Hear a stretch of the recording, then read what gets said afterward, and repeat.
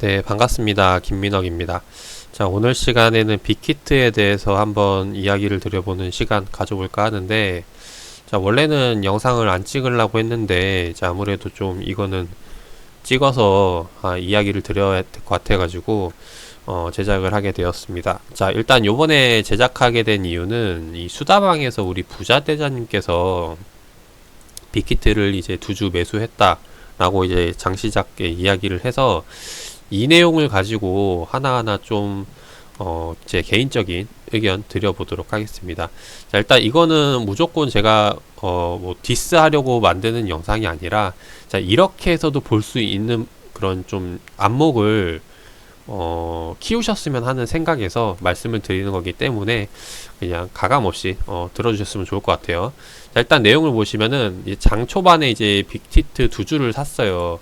그래서 차트, 그 당시 차트를 보면은 이제 상한가를 찍고 이제 26%대 이제 머물러 있던 순간이었죠. 자, 그렇게 이제 이야기를 하니까 이제 개민님이 빅히트 기회 주는 건가요? 라고 이야기를 했습니다.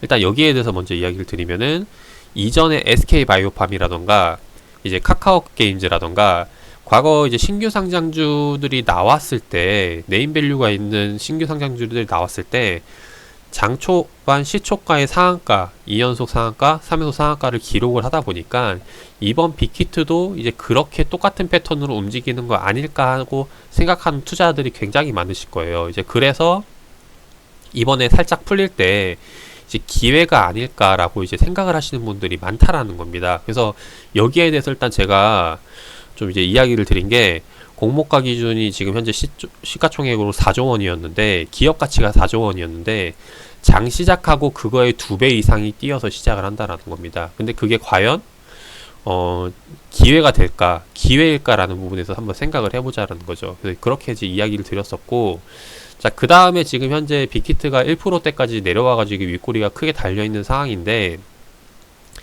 이런 상황에서 이제 성투님께서 빅히트 계속 하락한다라고 이야기 나오니까 이제 부자대장님이 이제 관망이라고 이야기를 하셨고, 그 다음에 이제 신규 상장주는 매매 규모는 쇠주값벌이 규모로만 하시는 게 정답이다. 뇌동 매매는 자중을 해야 된다. 그리고 신규 상장주는 뭐 6개월 정도가 지나야 차트 분석이 가능하다. 그래서 제가 이게 왜 6개월이라고 물어봤죠.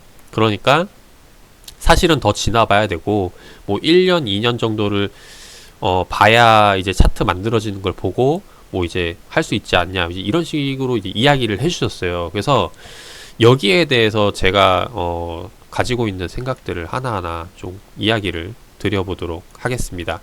자, 일단 신규 상장주 같은 경우는 제가 뭐 이전 카카오게임도 그렇고 SK바이오팜도 그렇고 이 공모가라는 부분에 대해서 먼저 좀 생각을 하실 필요가 있어요. 공모가가 지금 현재 빅히트 같은 경우는 13만 5천 원이거든요. 근데 이 13만 5천 원이라는 게 어떻게 정해졌는지를 먼저 좀 판단을 생각을 해봐야 된다라는 겁니다. 이게 무조건적으로 그냥 정하는 건 아니고, 이게 어떻게 정해지는 건지 말씀드리자면은, 빅히트가 이제 상장을 할 때 증권사에다가 이제 나 상장할 건데 우리 기업 어느 정도 가치가 있는지 평가를 해줘 해서 이제 제안을 해요, 증권사들한테.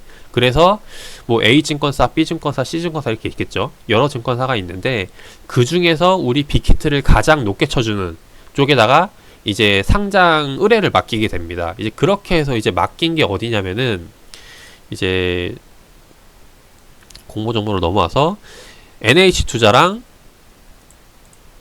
여기 보시면 한국투자, 이제 미래에셋, 키움으로 이렇게 나눠진다라는 거죠. 그래서 이렇게 해서 지금 하게 되는 건데, 이 증권사에서 어떻게 13만 5천 원이라는 공모가를 만들었냐, 이 부분에 대해서 한번 살펴보자라는 거죠. 그래서 그거를 일단 보면은 이제 공시로 넘어와서 투자 설명서에 들어가 보시면은 어느 항목이 나오냐, 시간 관계상 바로 넘어가도록 할게요.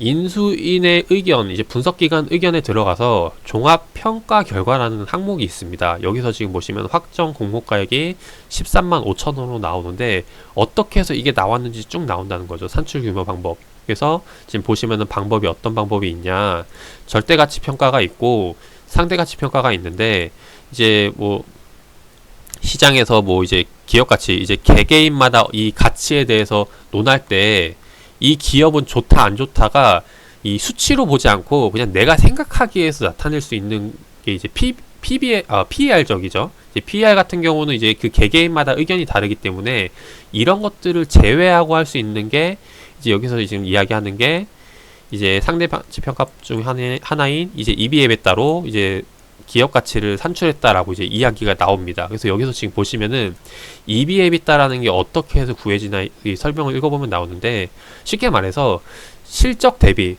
현재 상장되어 있는 그 기업들의 그 EBEBETA 지표를 분석을 해서 비슷한 유사 사업 하고 있는 기업들의 매출액 대비 주가가 이 정도가 나오니까 빅히트도 이 정도 매출이 나왔을 때 대충 이 정도 주가가 나오겠구나 라고 이제 산정을 하는 거라고 보시면 돼요. 그래서 그렇게 정해지는 건데, 여기서 지금 보시면 그 비교 기업 선정했던 것들이 이제 업종에 대한 연관, 사업 유사성, 재무적인 유사성 이렇게 쭉 걸러가지고 최종적으로 JYP, YG, 네이버, 카카오, YG 플러스 등 이제 5개 회사를 정해가지고 이제 설정을 하게 된 거예요. 그래서 일단 여기에 대해서 보셔야 되는데, 자, 그러면 여기에 이 기업에 대한 매출을 보는데 매출 대비 주가 흐름을 봐야겠죠.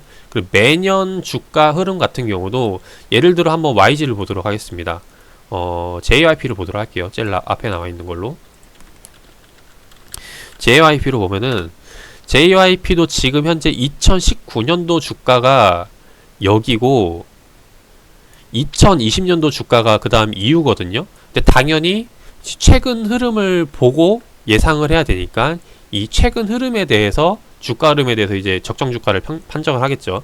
근데 EB, EBITDA라는 것도 주가가 여기일 때 다르고 여기일 때 다르다는 거죠. 그러면은 이게 어느 구간에서 이걸 평가를 했을 때 공모가 산정하는데 영향이 되냐, 이런 부분들을 판단을 하셔야 되는데, 실제로 한번 보도록 하겠습니다. 어느 시점에서 이제 만들어지는지 봤더니 기준주가 산출하는 게 2020년도 7월 말부터 그래서 8월 말까지 해가지고 평가를 해서 여기에 대해서 이제 최대한 보수적으로 보겠다라고 해서 접근을 하는 거라 보시면 돼요. 근데 7월 말이 언제예요?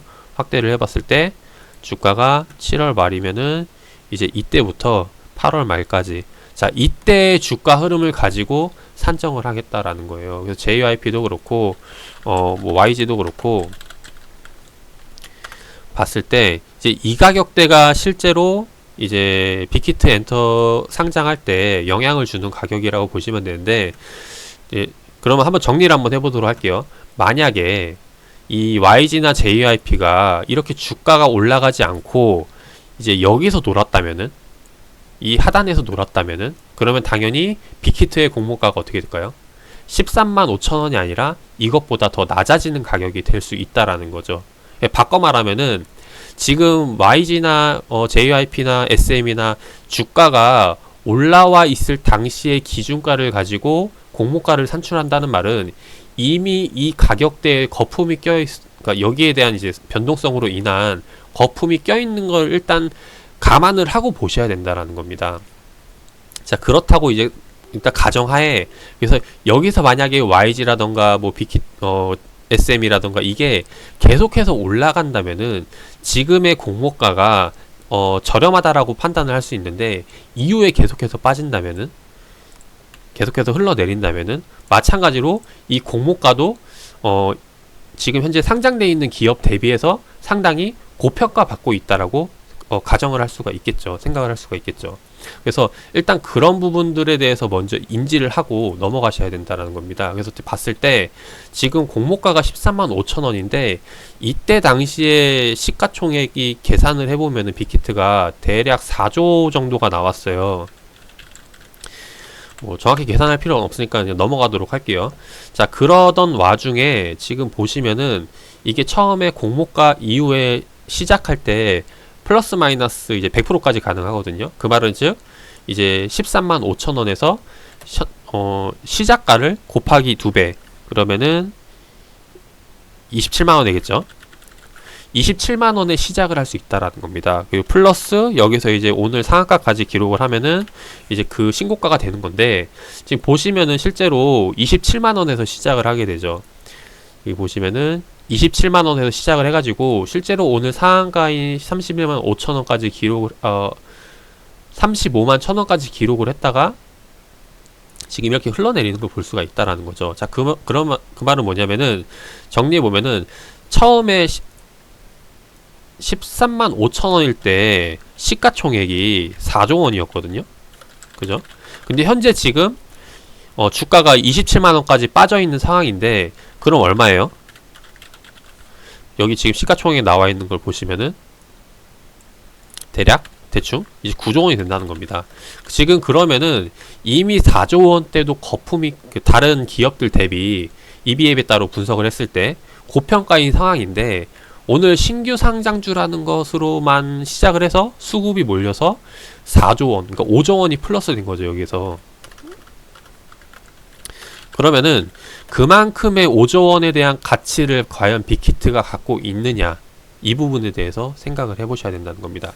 공모가로 들어갔을 때 4조 원이었고 그리고 상장했을 때 이제 5조 원이 더 추가가 됐는데 그 몇 달 사이에 이 정도의 가치를 실제로 가진 기업이냐 아니냐를 판단을 해보자라는 거죠. 이게 일단 기업 가치에 대한 부분으로 접근을 하는 건데, 자, 그럼 가치에 대해서 이제 이야기가 나왔으니까 하는 말인데, 이 가치라는 게 이제 2020년도죠, 지금 2020년도를 기준으로 봐서 2025년까지 여기에 대한 가치를 생각하시는 분들도 계실 거고, 아니면 장기적으로 봐서 뭐 2050년까지도 봐서 이 미래의 가치를 봤을 때 지금이 뭐 굉장히 싸다 안 싸다 뭐 이렇게 판단을 할 수도 있고, 그리고 또 어떤 사람은 이제 그냥 2021년도까지도 볼 수도 있는 거죠. 그래서 그 가치라는 것에 대한 개념을 어디다가 두고 어떻게 판단을 해야 될 것인가, 이제 이 부분을 논해야 되는데, 이거를 또 이제 어디서 봐야 되냐면은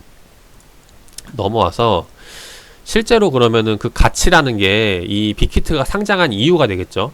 상장을 해서 이 상장에서 들어온 투자 자금을 가지고 어떻게 운용할 것인가에 따라서 향후 미래 가치가 달라진다라고 보시면 됩니다. 그래서 실제로 지금 빅히트가 보시면은 자금 사용 목적이 이렇게 나눠지거든요. 이 상장했을 때 필요한 자금들이 나눠져 있는데, 여기 보시면은 시설 자금, 이거는 이제 사옥 짓는다는 거죠. 용인에다가 이제 그 건물 짓고, 그리고 운영자금이라던가 채무상환, 타법인 취근자금 이렇게 들어가는데, 지금 여기에 대해서 운영자금이 어디에 들어가는지 쭉 내려보면은 시설 사용계획 쭉 내려보면은 자금 사용계획에 지금 이렇게 나와 있죠. 근데 지금 여기 보시면은 운영자금이 2020년도 때 100만원 단위, 100만, 1000만, 억, 10억, 50억이 들어갔고 2021년도 때 갑자기 늘어나죠.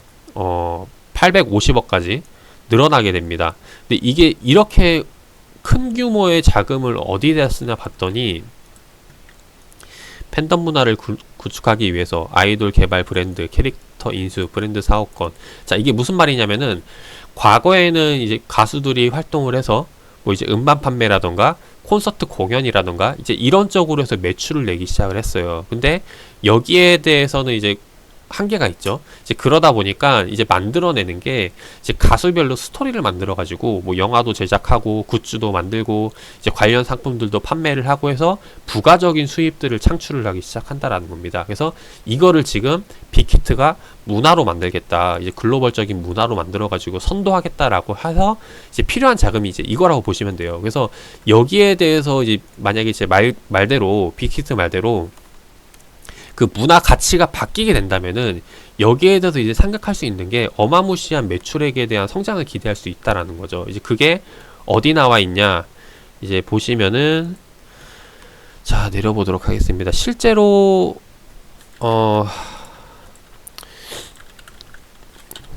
시간 관계상 제가 빨리 찾아서 보도록 할게요.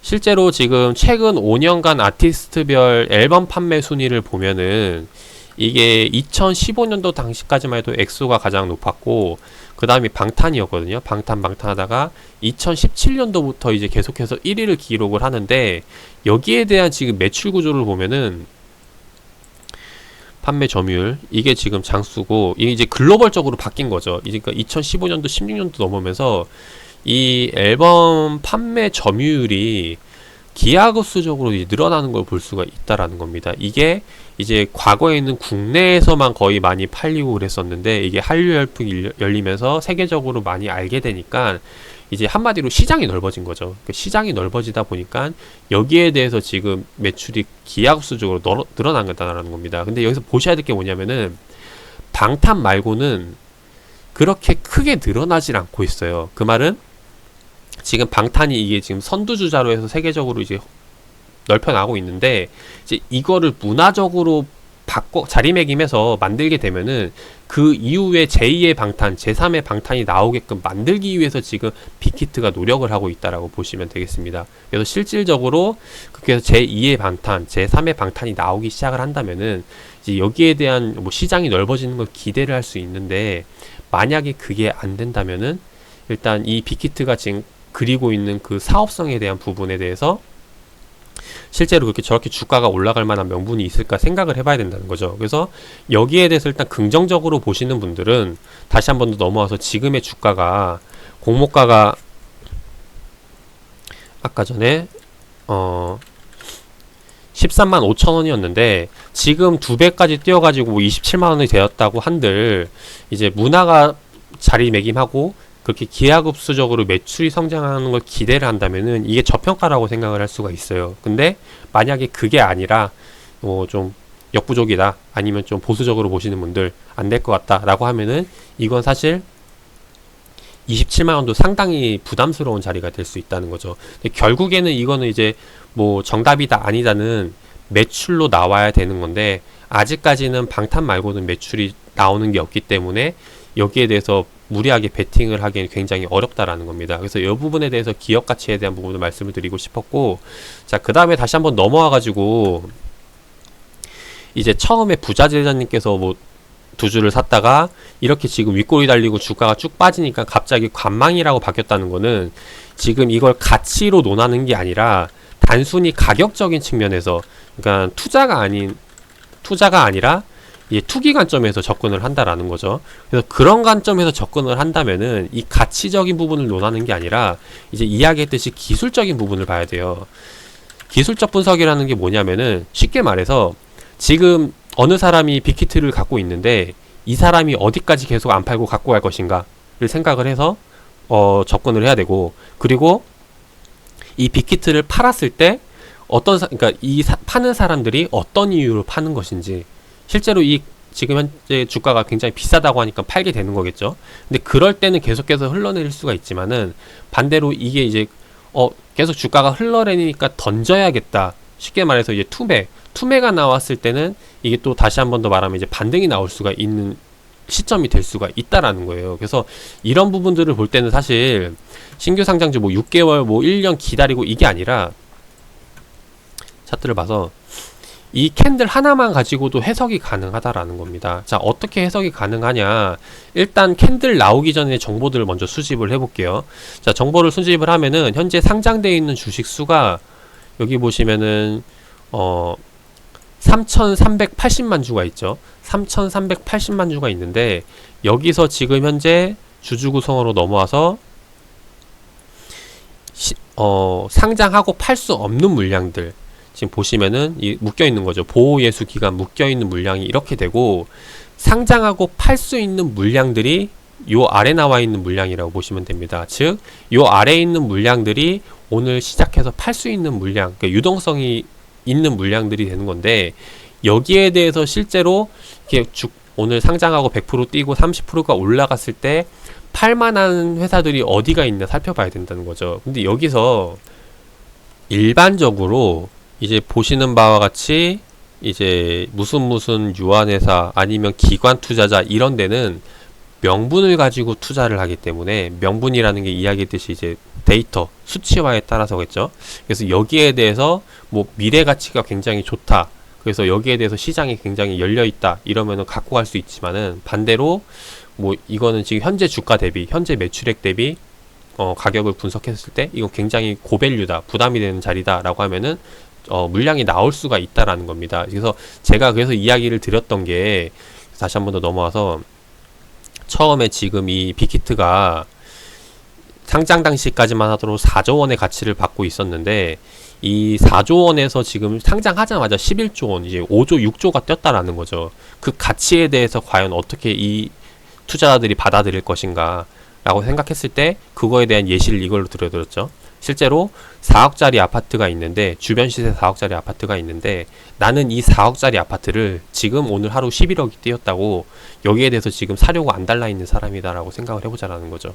그러면은 사실 굉장히 이거는 좀 아니지 않을까라는 생각으로 접근을 한다라는 겁니다. 그래서 그렇게 봤을 때 지금 이렇게 해서 지금 떨어지게 되는 건데, 물론 이제 여러 가지 이유가 있겠죠. 저는 그 중에 하나만 예시를 드는 거고. 자, 그렇게 해서 나온다는 차트가 지금 일봉 차트 이거 캔들 하나지만은, 이거를 또 분봉으로 봤을 때는 1분봉 차트로는 이제 이렇게 나오게 돼요. 그리고 이제 조금 더 트레이딩 하시는 분들, 즉 이제 기업 가치를 보고 접근하는 게 아니라 기술적 분석으로 접근하시는 분들은 1분봉 말고 이제 틱봉으로도 보게 됩니다. 틱봉이라는 게 뭐냐면은 이제 거래 횟수를 가지고 이제 캔들을 나타내는 건데, 간단하게 해서 틱봉 차트가 100이다 라고 하면은 100번의 거래가 오고 갔을 때 캔들이 하나가 나온다라고 보시면 돼요. 그래서 저는 이제 일단 뭐 예를 들어 100이라고 가정을 합시다.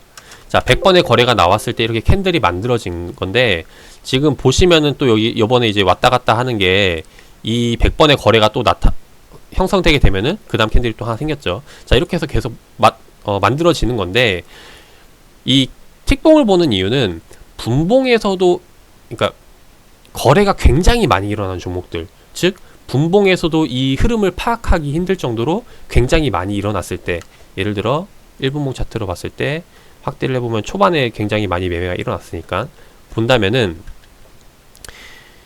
9시부터 10분까지만 캔들을 봤을 때, 자 10분까지 이 구간이죠.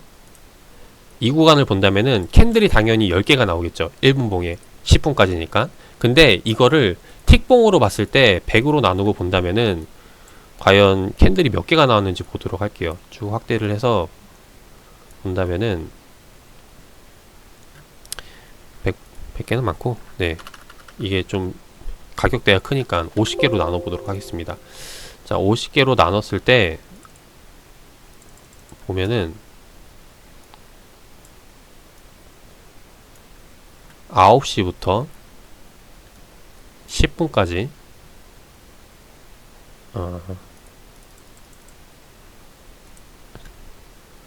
봤을 때, 자 요렇게 나눠지는데, 지금 보시면은 10분이면 어디에요? 10분이면은 여기거든요. 자, 분봉으로 나타났을 때 캔들이 10개밖에 안 됐는데, 지금 보시면 틱봉으로 하니까 이 캔들이 어마무시하게 많다라는 거죠. 그 말은 이 10분 사이에 엄청나게 많은 거래가 일어났다라는 걸 알 수가 있죠. 그래서 이제 단기 트레이딩 하시는 분들이 이제 캔들을, 이제 틱봉을 보고도 매매를 많이 하는데, 지금 여기서 우리가 만약에 이제 기술적으로 본다면은 볼 수가 있다라는 거죠. 실제로 이제 그 기술적인 분석에 입각해서 말씀을 드릴게요. 자, 이렇게 떨어지는 추세에서는 우리가 이제 보통적으로 어떤 전략을 취하냐면은 매도 타점이 나오는 거라고 보시면 됩니다. 그래서 추세 맥점 자리에서 이제 이런 자리에서 이제 매도 타점이라고 보시면 되고, 바꿔 말해서 추세와 멀어지는 구간들 있죠. 멀어지는 구간들에서는 이제 투매 자리라고 보고, 이제 매수 타점이라고 보시면 돼요. 그래서 멀어지는 자리에서 매수, 그리고 다시 돌릴 때 이제 매도, 이제 이런 전략을 취할 수 있는데, 자, 이런 식으로 이제 기술적인 분석으로도 접근할 수 있다라는 거예요. 그래서 제가 이거를 설명드리는 이유는 뭐냐면은, 다시 한번 더 넘어와서 아까 이야기했던 게, 신규 상장주는 뭐 6개월 정도 지나야 차트 분석이 가능하다, 뭐 이제 이렇게 이야기를 하셔가지고, 차트 분석이라는 거는 이제 일봉 차트건 분봉 차트건 틱봉 차트건 월봉이건 주고공이건 그 보는 해석에 따라서도 달라질 수가 있다라는 거예요. 그래서 이런 부분들에 의해서, 그래서 뭐 일봉 차트가 하나가 나와도 여기에 대해서 해석하는 방법은 굉장히 많다라는 걸 말씀을 드리고 싶고, 자, 그리고 또 하나 뭐 설명을 드려보면은, JYP 그룹 다시 한번 좀 보면서 말씀을 드려보도록 할게요. 자, 보시면 예를 들어서 이제 투자자가 있는데, 우리가 보통 이제 차트 볼 때 이제 과거 차트를 많이 보고 해석을 할까요? 아니면 최근 차트를 보고 해석을 할까요? 급등주 같은 경우 당연히 과거보다는 최근 차트를 보고 해석하는 게 굉장히 더 확률이 높다라는 겁니다. 왜일까요? 예를 들어 볼게요. 제가 이 JYP를 매매를 하는데 2019년도, 이때가 2019년도 초죠. 2019년도 초에 매수를 했다라고 가정을 합시다. 그럼 지금까지 들고 있을까요?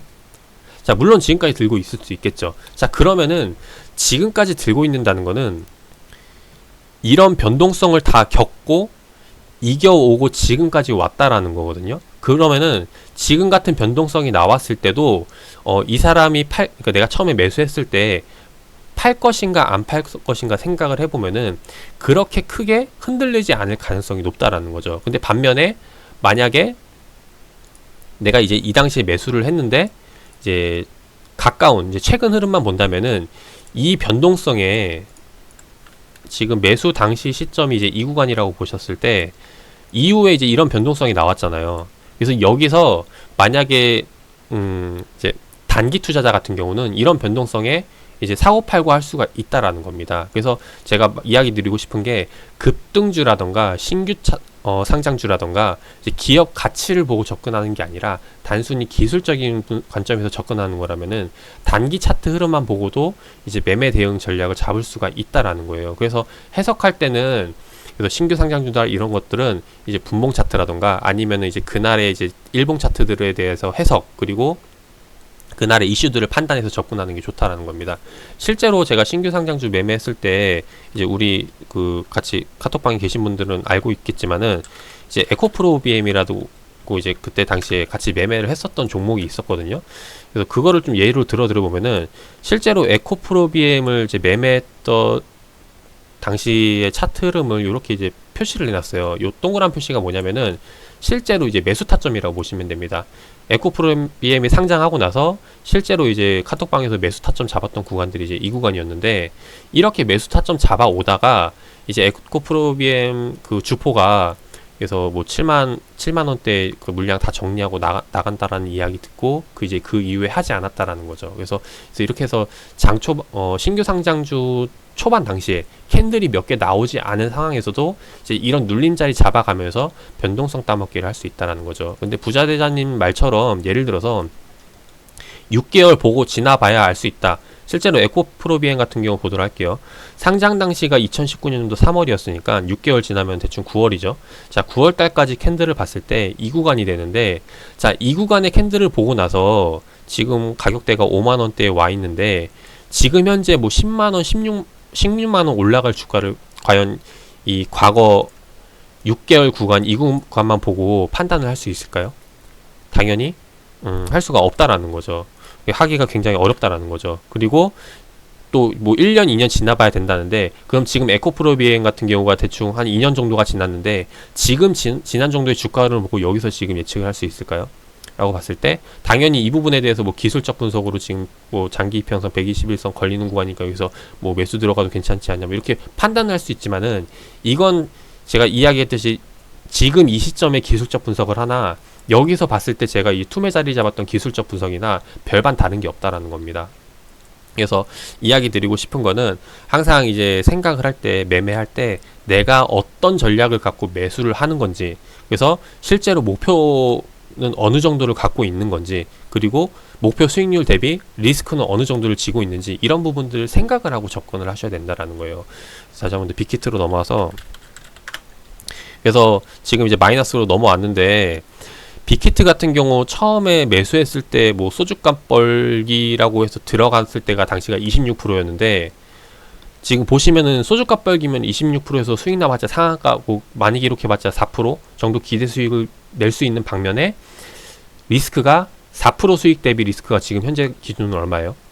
마이너스 20% 30%가 된다라는 거죠. 자, 4% 수익 내자고 마이너스 20% 30%를 감안할 수 있는 투자자가 있을까요? 이제 그걸 그냥 상식적으로 생각했을 때 그런 부분들은 상당히 좀 잘못된 투자가 아닐까 하는 부분이라는 겁니다. 물론 이 4%에 대한 수익에 대한 확신이 그러니까 확률이 굉장히 높다면은 해볼만 하겠죠. 그리고 그 굉장히 높다는 말은 뭐냐면은 뭐 조금 소액으로 투자하는 게 아니라 크게 투자해가지고 수익을 낼 수 있는 기회가 될 수 있다는 거죠. 그래서 이런 투자 전략이 확실해야 베팅도 크게 할 수 있고 만약에 확실치 않으면 베팅을 적게 하고 거기에 대해서 리스크적인 측면을 줄이거나 이제 이런 부분들을 조율해 가면서 매매를 하셔야 된다라는 겁니다. 그래서 이런 부분들을 이야기를 드리고 싶어서 요번에 이제 빅히트를 말씀을 드렸고, 그래서 좀 내용이 길어졌는데 아무튼 이제 여기에 대해서 이제 어떻게 분석을 하는지는 이전에 제가 영상 올려드렸던 뭐 이제 카카오 게임즈라던가 이제 이런 것들에 대해서도 보시면 다 신규 상장주에 대한 부분, 그러니까 SK 바이오팜이라던가 이제 다 똑같은 내용이기 때문에 이전 영상들을 보시면 빅히트도 아마 이제 예상이 되지 않을까 싶어요. 그래서 이런 부분들 참고하셔가지고 투자에 많은 도움이 되셨으면 좋겠습니다.